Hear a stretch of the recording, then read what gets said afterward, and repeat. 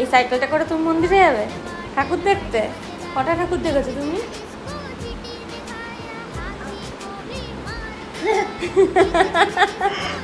মনে আছে কটা দেখেছো? আমি জানি না কটা দেখেছো তুমি, তুমিই বলো। একটাই ঠাকুর দেখেছো? হ্যাঁ, দুটো ঠাকুর দেখেছো? তাই?